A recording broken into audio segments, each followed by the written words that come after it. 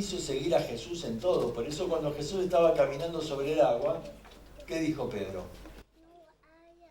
Yo te quiero seguir. Si estás caminando sobre el agua, yo también quiero caminar sobre el agua. ¿Ves? Pedro quería seguir a su maestro fielmente. Entonces, después,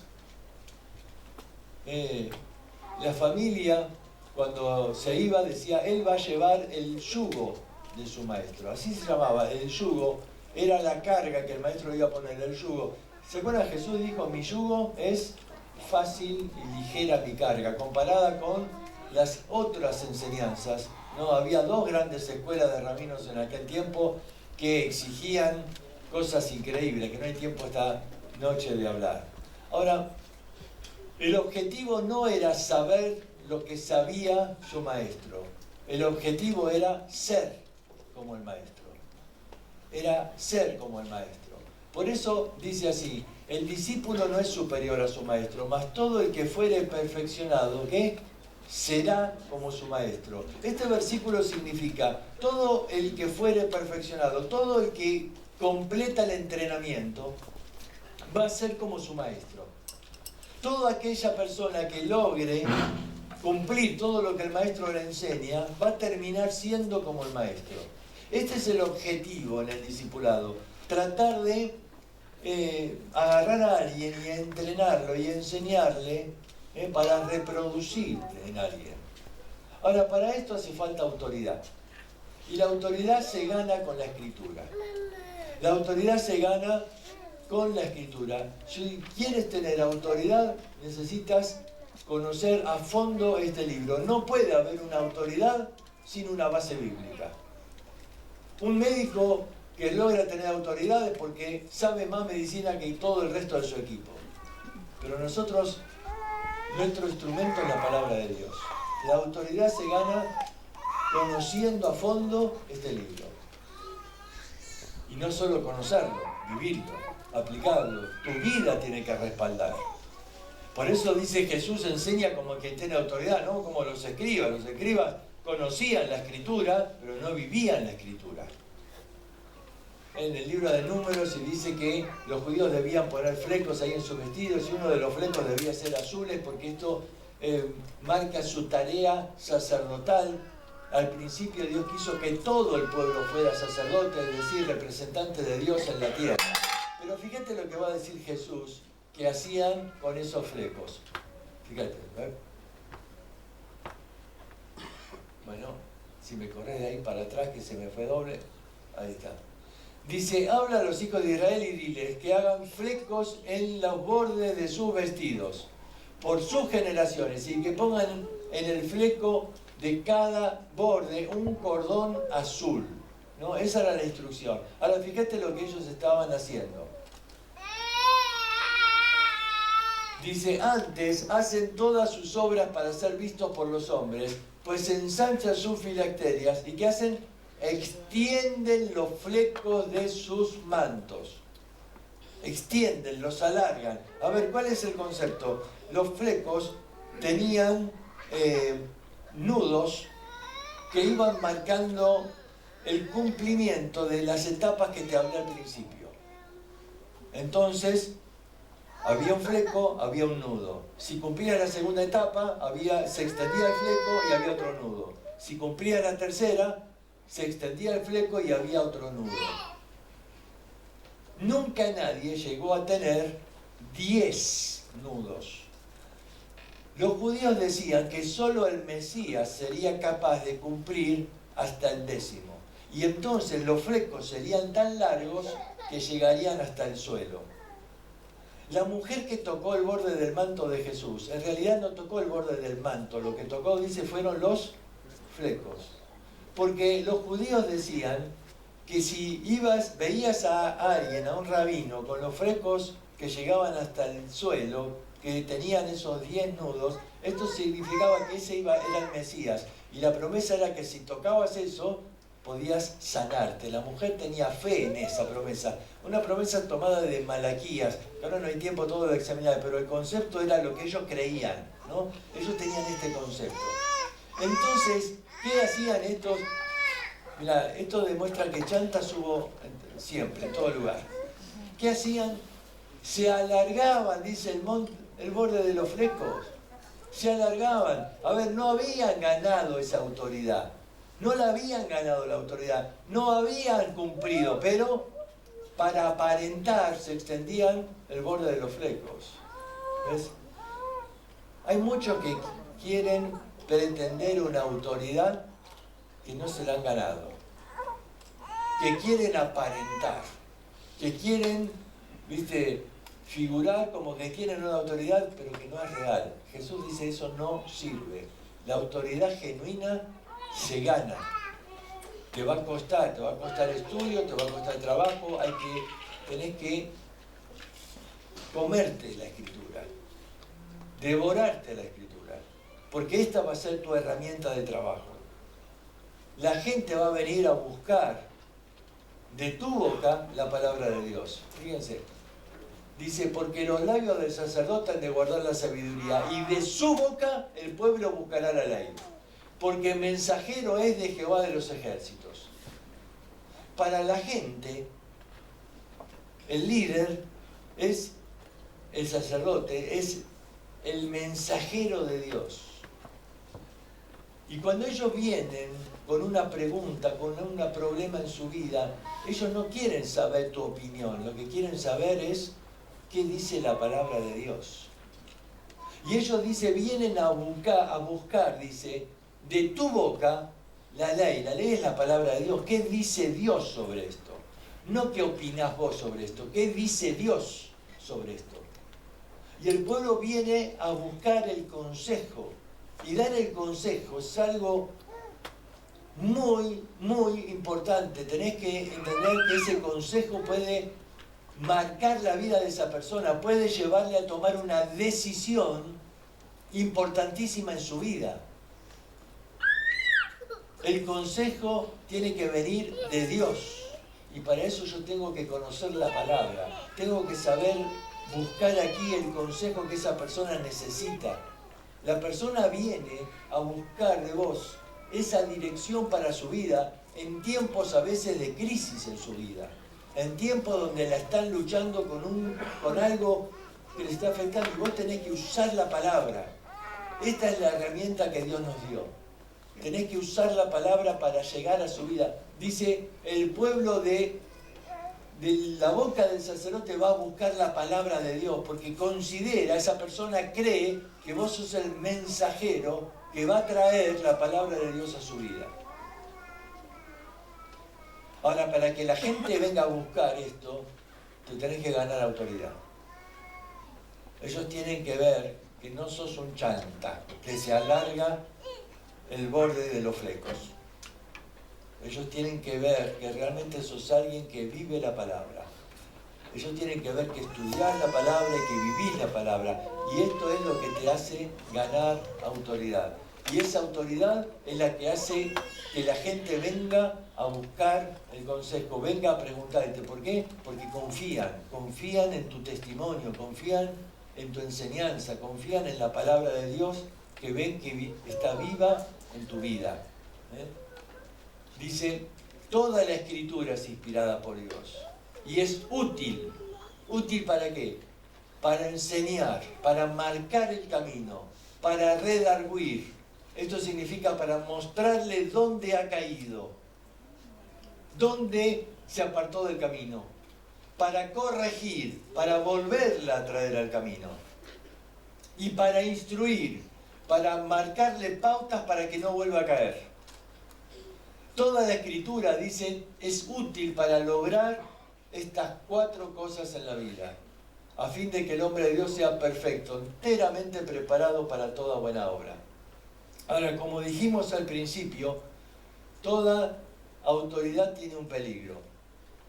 Y dice Pablo en 2 Corintios, conforme a la autoridad que el Señor me ha dado para edificación y no para destrucción. Como autoridad tenés una responsabilidad. Esa autoridad puede destruir a una persona. La autoridad mal usada, hay algunas personas que abusan de su autoridad. se convierten en autoritarios. ¿Se acuerdan de Diótrefes, que menciona Juan? Dice, él a los que quieren recibir a los misioneros se los prohíbe. Está abusando de su autoridad. Está abusando. De pronto hay personas que se convierten en autoritarios, prohibiendo, mandando, diciendo no, con este, vos tenés que hacer aquello. Pará. Hay límites de la autoridad. Y yo tengo que entender que la autoridad que Dios me da en un ministerio, debo manejarla con cuidado, porque es como un arma, puede destruir. Yo puedo hacer mucho daño a una persona.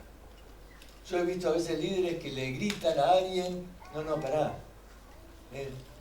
Hay veces que somos como los discípulos, querés bajar fuego del cielo para alguien, no, pará. Vos no tenés esa autoridad para destruir a alguien. El Señor no nos puso para condenar. ¿Se acuerdan cuando trajeron a la mujer adúltera a Jesús? Jesús dice, bueno, el que esté sin pecado tira la primera piedra. Conocemos eso, ¿no? Y dice que todos se iban. Pero yo les hago una pregunta. Todos dejaron las piedras y se fueron. ¿Y quiénes quedaron? ¿Quiénes quedaron? Vamos. Jesús y la mujer. ¿Y los discípulos? ¿Dónde estaban? ¿Dónde estaban los discípulos? Se fueron también. ¿Por qué se fueron también? Porque también tenían piedras en la mano. Todavía no habían entendido nada. Que no estamos para condenar. Que no estamos con una autoridad para mandar, abusar, decir, no, porque vos... No. Que tenemos autoridad, sí. Pero tenemos que manejarla para edificar a las personas, no para destruir a las personas. Y tenés que saber manejar esa autoridad. Moisés en un momento manejó mal la autoridad. Y Dios le dio un buen castigo por eso. Porque en un momento Moisés estaba muy enojado con el pueblo porque tendrían que haber entrado a la tierra prometida y, ¿se acuerdan? No quisieron entrar. Y entonces el castigo fue que Dios dijo, bueno, van a caminar 38 años más en el desierto. Y Moisés ya era viejo y decía, ¿qué pueblo? Me tienen cansado esto, todo el tiempo se quejan. Y el pueblo entonces se quejó por agua. Y Dios le dijo, bueno, andá y hablale a la roca y te va a dar agua. ¿Se acuerdan? Y fue Moisés, pero estaba enojado. Y agarró la vara y dice, ¿quieren agua? Tomen agua. Y dice la Escritura que le pegó a la roca. Y dice, le pegó 2 veces. Esto marca la furia, ¿no? ¿Quieren agua? Toma agua. ¡Pah! ¡Pah! Y salió agua. Dios en su gracia y misericordia no lo hizo quedar mal a Moisés. Salió agua. Pero después lo agarra Moisés aparte, le dice, Moisés, hiciste quedar mal delante de la gente. La palabra que usa es, no me santificaste. ¿Cómo santificar? Yo no puedo santificar a Dios. ¿Qué significa no me santificaste? No reflejaste mi santidad. Transmitiste a la gente que yo soy un Dios de ira, que se enoja y que provee, pero de mala gana. Yo no soy así. Yo quería que le hables a la roca. Iba a dar el agua. No reflejaste mi santidad. ¿Te das cuenta? El líder tiene que mostrar a Dios. La gente dice, busca la palabra de Dios de tu boca. Entonces tenés que tener cuidado porque esa autoridad puede causar daño en alguien. Muy bien, vamos al próximo tema.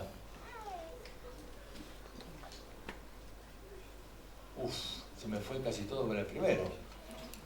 Lo segundo que encontrás... ¿Qué pasó acá? Lo segundo que encontrás es un frasquito de aceite. Un frasquito de aceite. Dice, y ungían con aceite a muchos enfermos. El aceite que llevaban los discípulos ahí, Dios les dio autoridad y los mandó a predicar y les dijo que llevaran ahí aceite para ungir a los enfermos. Ungir, la palabra de ungir no es como ceremonial, sino es para masajear o ayudar a los... Era un elemento de primeros auxilios. El concepto es compasión. Jesús los mandó a predicar, pero dicen, sí, pero si hay un enfermo ahí, si están endemoniados, te dio autoridad, dice, para echar demonios. Pero si están enfermos, dice, aplicar remedio. aplicarle la medicina. Esto es una forma de mostrar compasión. Y la compasión es un elemento fundamental en el ministerio que vas a realizar. Porque la mayor parte de tu ministerio la vas a manejar con personas que están sufriendo. La mayoría de las personas que vienen a buscar de tu boca la palabra de Dios es porque están en algún tipo de crisis. Y Dios quiere que tengas esa compasión, esa sensibilidad para atender la necesidad de otros. Fíjate, la lección de la compasión está en la parábola del buen samaritano. La parábola del buen samaritano. Ahora fíjate algunos detalles de la parábola. Seguramente la conocen y vamos a ver rápido algunos detalles. Primero pasó un sacerdote y después pasó un levita.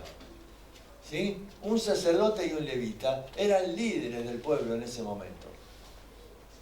Sin embargo, ellos pasaron de largo, ellos no tuvieron compasión de este hombre que estaba ahí herido al costado del camino. Quizás el sacerdote pensaba, si se me muere, quedo inmundo y no voy a poder seguir realizando mi ministerio. Vaya a saber. Pero el asunto es que ellos pasaron de largo. Fíjate, hay una frase que se repite ahí en la parábola. La frase que se repite es y viéndole.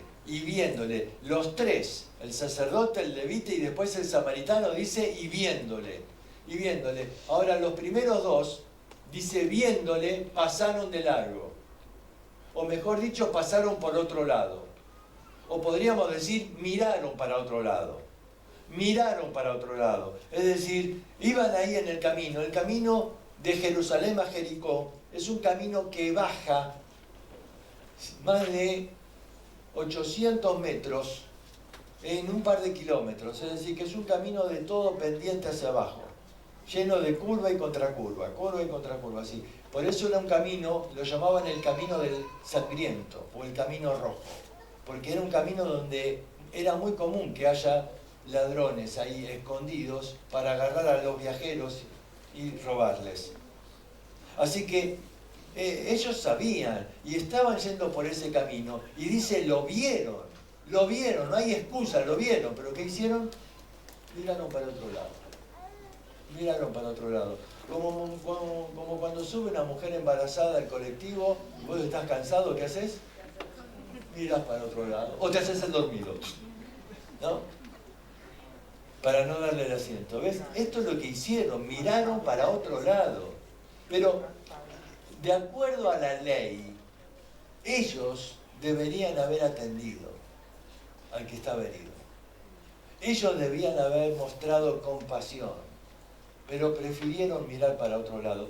¿Cuántas veces mirás para otro lado? Pero si Dios te colocó en el liderazgo, no podés tener esa actitud. Tenés que tener la compasión que tuvo Cristo. Y fíjate lo que marcó la diferencia. No sé qué pasó ahí, yo no hice todo eso. Alguien quiere que termine el estudio, ya. Me cansé. A ver, volvelo para atrás, por favor.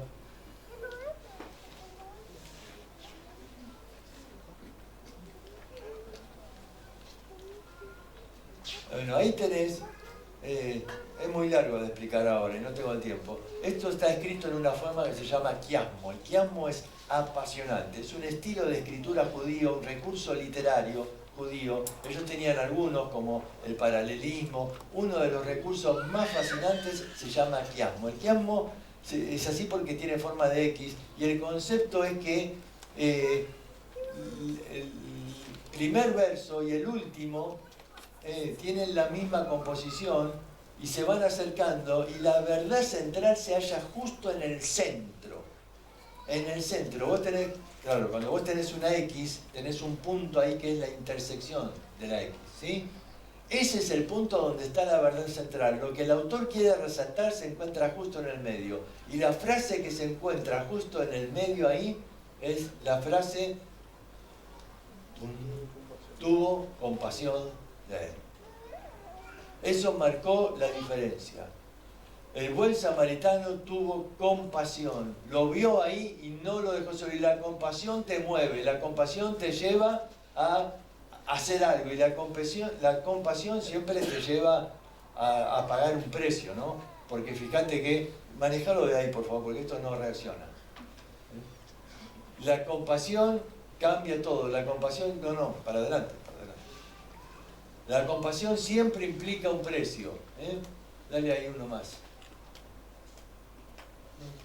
Y Jesús dijo, ve y haz tú lo mismo.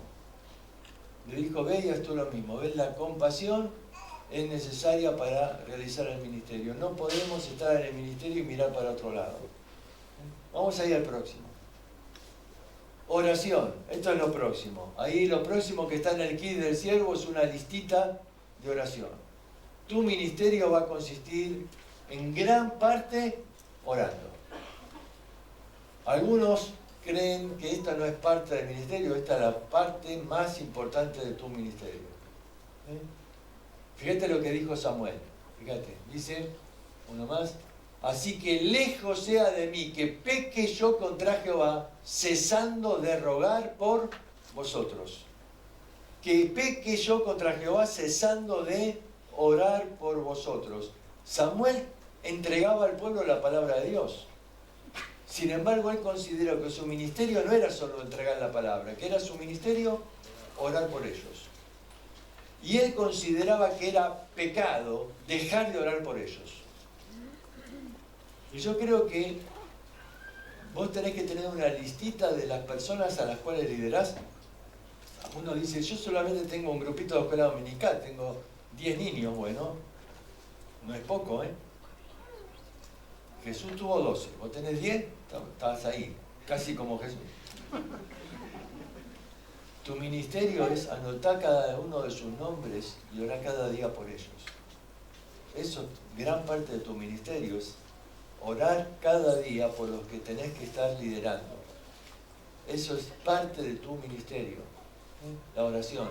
A ver, la oración Jesús la usó para tomar decisiones. Lucas 6 dice que pasó la noche entera orando antes de decidir quiénes iban a ser sus 12 discípulos. Jesús decidió vivir como hombre. Uno dice, pero era Dios, él sabía todas las cosas. No, era Dios, sí, eso es verdad, pero él dice, Filipenses capítulo 2, no estimó el ser igual a Dios como algo a que aferrarse. Es decir, cuando él tuvo que estudiar para poder cumplir ahí con el Bet Sefer, ¿te acuerdas? Él tuvo que estudiar, él tuvo que memorizar. No recurrió a la deidad para no estudiar para el examen. Y él, como hombre, necesitaba consultar a Dios. Y para tomar una decisión importante como esta, de elegir los 12, pasó la noche entera. Y a veces nosotros queremos que Dios nos guíe en 2 minutos. Y oramos, Señor, mostrame tu voluntad. Listo. Orar para tomar decisiones. Orar por los discípulos. Juan capítulo 17. Él ora por sus discípulos. Él oró por Pedro, Lucas 22. Satanás te ha pedido para zarandearte, pero yo he rogado por ti. He orado que tu fe no falte. Oró por Pedro en un momento que iba a ser zarandeado, que iba a ser sacudido por el diablo. Oró por Pedro. Y oró en la agonía, en Getsemaní, oró en medio de su agonía. La oración es clave para tomar decisiones, es clave para orar por los tuyos, es clave para orar por los que están siendo zarandeados por el diablo y es clave en los tiempos de agonía. Santiago dice, ¿estás afligido? Haga oración. Que tu vida sea una vida de oración. Muy bien, vamos a la próxima herramienta. La toalla. Ahí en el kit encontraste un manto, encontraste aceite, encontraste una listita de oración y encontraste ¿qué? Una toalla. Me impactó que esta toalla se vende en Amazon de verdad. De ahí saqué la foto. Dice para el siervo de Dios. Es que el siervo tiene que entender que parte del kit del siervo es una toalla. Quizás no te esperabas encontrar una toalla ahí. Pero es que el servicio es fundamental en el ministerio. Nosotros usamos hoy en día la palabra líder, nos gusta, pero la palabra líder no está en la Biblia. La palabra en la Biblia que se utiliza muchas veces es siervo, siervo. Pablo utilizaba otra, más fuerte, esclavo, ¿no? Al siervo por lo menos le pagaban, al esclavo ni eso. Pero fíjate, vamos a ir al texto. Dice, se quitó su manto. ¿Te acordás? El talit, la autoridad. Se quitó la autoridad, se quitó el manto. Y tomando una toalla. Ahora, esto tiene mucho de figura, ¿ves? Porque el lavado de pies era una tarea muy humillante. Dice que no lo podías obligar a alguien a hacer la tarea, porque era muy humillante. Si tenías un siervo, si él se negaba a hacerlo, no lo podías obligar. Ahora, en el grupo de los discípulos, la costumbre era que debía lavar los pies el más joven o el que Jesús sentaba en el último lugar. ¿Sabés quién estaba en el último lugar? Pedro. Jesús lo mandó ahí. ¿Por qué? Porque Jesús quería preparar a Pedro para ser el líder, pero dice que primero tenés que aprender a estar en donde, en el último. Y Pedro no quería saber nada, porque Pedro estaba enojado que le tocó ese lugar. Él quería estar ahí, donde estaba Judas, atrás de Jesús. Y había discusión, ¿eh? ¿Quién se iba a sentar al lado de Jesús? Y a Pedro lo mandaron al final. Pero Jesús tomó el ejemplo, ¿no? Se quitó el manto y tomando la toalla se la ciñó y comenzó a lavar los pies de los discípulos. La estatua que ves ahí está en la Universidad de Dallas. La verdad es que los felicito porque no hay mejor estatua para poner en un seminario. Porque los alumnos deben entender que ser teólogos no significa tener siempre el manto para que otros vengan a escuchar tu mensaje. Significa tomar la toalla y estar dispuesto a servir. Estar dispuesto a servir. Fíjate, vamos a ver, dale ahí al próximo. Vas a servir lavando los pies sucios de tus discípulos. Eso es incómodo. Eso es cansador. Eso es desagradable. ¿O no?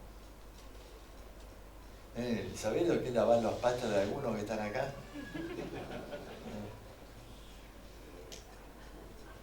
Desagradable, incómodo, estar ahí arrodillado, lavando los pies sucios. Es cansador, pero esa es la realidad del ministerio.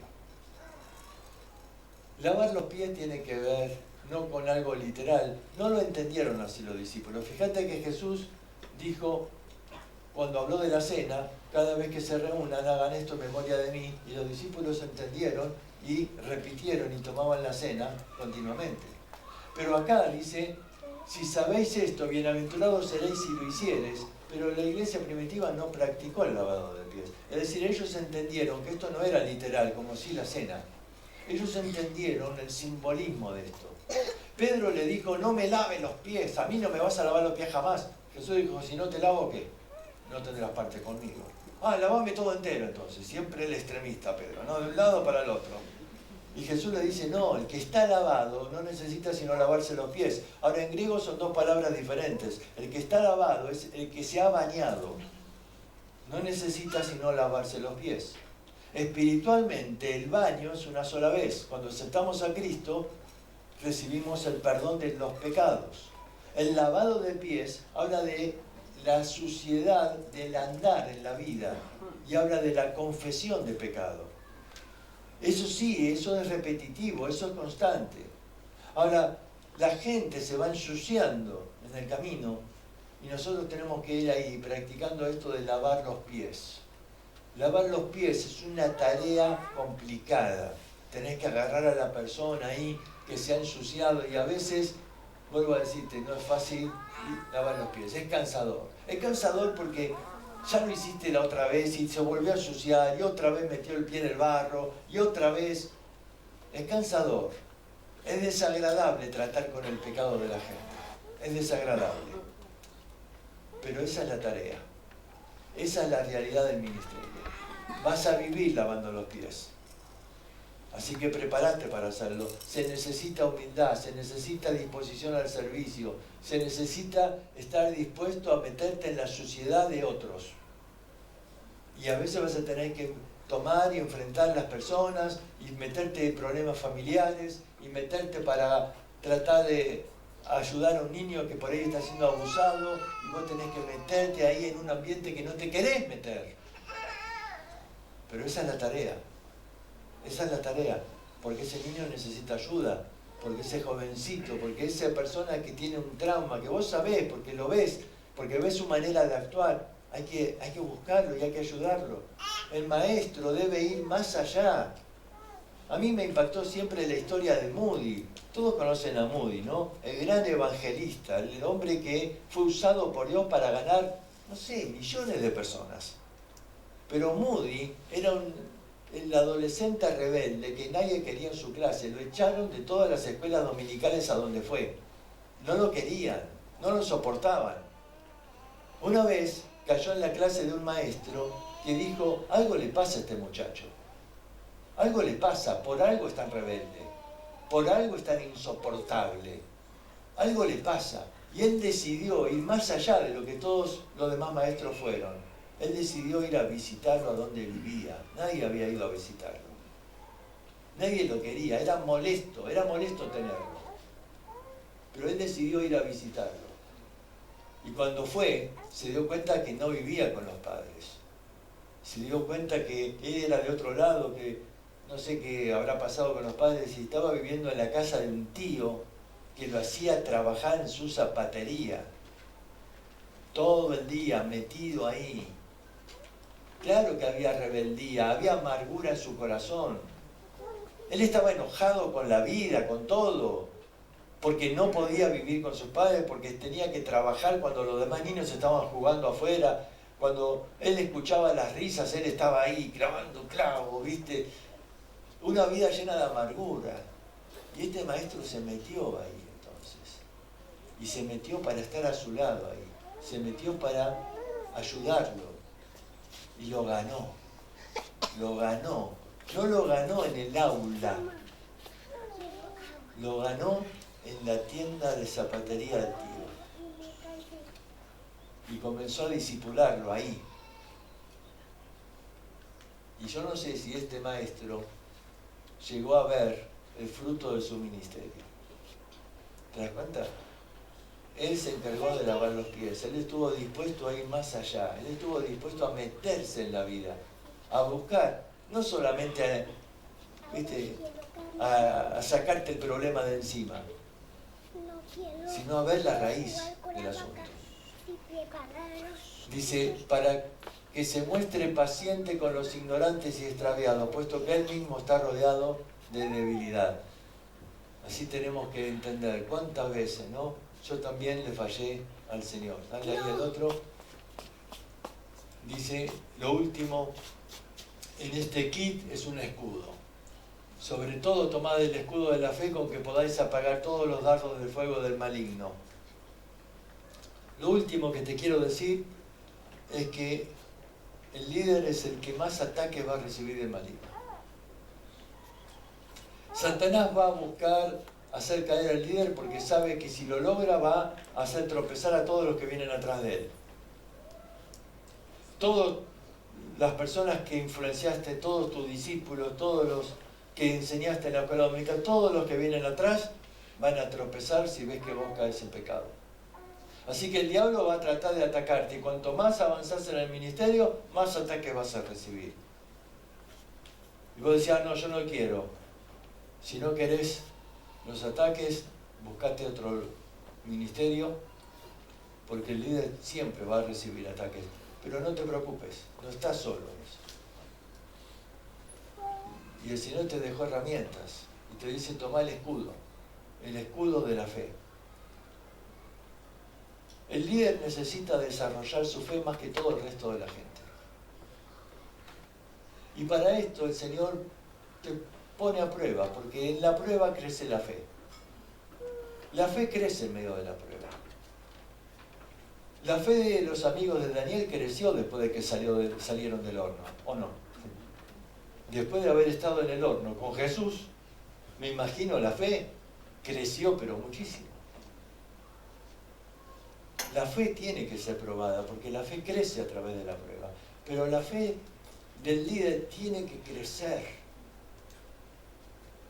Por eso, aceptá el desafío, tomá el escudo de la fe y dale. No tengas temor, el enemigo va a tirar algo, alguien viene a veces afligido, porque mirá los danos de fuego que me están acusándome, están diciendo calumnia. ¿Qué te asombras? Pero que no es verdad. Satanás es un mentiroso y padre de mentira. Va a haber ataques, sí, va a haber luchas, sí. Pero que eso no te desanime. Dios se ocupa de sostener a sus siervos. Y después Dios se encarga de bendecir tu vida para que puedas usar esa experiencia de haber estado en el horno, de haber recibido los ataques, ¿no? Pero ahí tu fe crece y entonces puede ser útil para ayudar a otros. Mira, el ministerio nadie te dice que es fácil, ¿eh? Trabajar con vidas es complicado, pero el Señor nos da ese privilegio, te da esa oportunidad de ser parte de su obra, de estar en sus negocios. ¿Te acordás cuando fueron a Jesús a los 12 años? En 12 años, ahí en el templo, estaba siendo examinado. Y los padres lo buscaban y Jesús dice, en los negocios de mi Padre me es necesario estar. Y ahora nosotros tenemos la oportunidad también de estar en los negocios del Padre. Porque el Padre tiene una empresa, no sé si sabías, una empresa de salvar almas. Y nos permite entrar en sus negocios y ser parte de esa gran empresa. Ahora te da ese kit del siervo y te dice, no te lo olvides, ahí tenés todo lo que necesitas. El Señor te da la autoridad, pero te da un frasquito de aceite, no te olvides, la compasión, y te da una toalla para lavar los pies, y te da una listita para que anotes ahí y ores por cada uno de tus discípulos.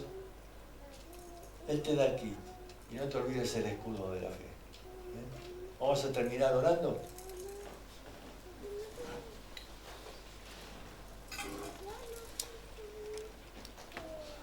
Señor, te doy gracias por cada persona que tú has traído a este lugar para prepararse. Si están acá, es porque quieren servirte, Señor. Y yo te ruego que tú obres en sus vidas, porque hoy en día hay tanta necesidad de obreros dispuestos a tomar estas herramientas y poder ayudar a muchos que están en necesidad. Señor, tú nos enseñaste que la mies es mucha y los obreros pocos. Y yo te ruego que tú sigas levantando aquí en Paraguay personas con un corazón dispuesto a seguir tus pasos, dispuestos a liderar como tú lo hiciste, dispuestos a seguirte y a ser fieles a ti en todo tiempo. Por eso te ruego, bendice sus vidas y utilízalos para marcar la vida de muchos, de niños, de jóvenes, de adultos, de matrimonios que tanto necesitan hoy en día. Ayúdanos, Señor, a ser útiles en tu obra. En el nombre de Cristo Jesús. Amén. Muy bien, muchas gracias a todos. Vamos a agradecer a Dios por la vida de Daniel una vez más, ¿verdad? Y por su señora. Voy a pedir que pasen aquí adelante. Queremos orar acá a los líderes de la iglesia, ahora por ustedes dos, ¿verdad? Le voy a pedir a Eduardo, no sé dónde está Eduardo, por ahí, que pueda pasar por aquí así. Oramos. Ayer en la última parte hablamos de la Tecnicatura Superior en Teología, ¿verdad? Que está acreditada por el Ministerio de Educación, ¿verdad? Hay varios de los que están aquí que son alumnos, por lo menos fácilmente veo a 6 o 7 que son de la Tecnicatura Superior de Teología, están en el segundo o tercer grado. Hoy esta mañana estuvimos hablando de nuevo con Daniel, va a tomar algunas materias con la ayuda del Señor, podemos planear en el tiempo nada más, ¿verdad? Está también como profesor Amado Torres, está José Luis y también Humberto Laurino, ¿verdad? Que Eso es un poco el staff de profesores que está enseñando. Solamente son los sábados a la mañana. Solamente es de 8 de la mañana a 11:30. Se graba, porque a veces no estamos. Entonces se graba y lo ves un poco a la tarde, ¿verdad? Y te acreditas también delante del gobierno con un título acreditante de técnico superior en teología. Así que les aliento, ¿verdad?, a todos a que tomen el tiempo durante 2 años de estudiar lo mejor de la teología y que podamos estar acreditados también, porque va a haber tiempos de que van a exigirnos ya esto. De hecho, hay cada vez más exigencias. Los que estamos en este momento presentando siempre nuestros papeles al ministerio, el viceministerio de culto, han agregado 2 exigencias más ahora. Cada vez son más las exigencias. Entonces esto va a ser una exigencia que también lo van a hacer. Además dijeron que iban a recorrer la última vez el viceministro de culto, que Velázquez, dijo que iban a recorrer iglesias. Imagínate, le preguntamos si iban a cerrar la iglesia. No, queremos recomendarle cosas, o sea, evidentemente que tenemos que estar preparando. Así que les aliento a que empieza en marzo del año que viene. Vamos a estar seguramente compartiendo y ustedes pueden estar orando todo lo que va este año y a principio del año que viene. Entonces, para que tomen la decisión de acreditarse como técnicos superiores en teología y de esa manera tengan ya la posibilidad de servir con mejor idoneidad en el servicio al Señor. Amén. Vamos a orar a Dios, vamos a ponernos de pie todos. Le voy a pedir a Eduardo que nos dirija en oración. Pesea, te toca a vos. Querido Dios, te damos muchas gracias por este tiempo en el cual hemos podido compartir un poco más con líderes, con personas que están a cargo de ministerios, estas cualidades, estos requisitos tan necesarios en el servicio. No se trata, Señor, de puntos, número 1, número 2, número 3, sino indudablemente el resumen de todo esto es una vida entregada a ti, de comunión contigo, en dependencia a ti, compasión por las personas perdidas.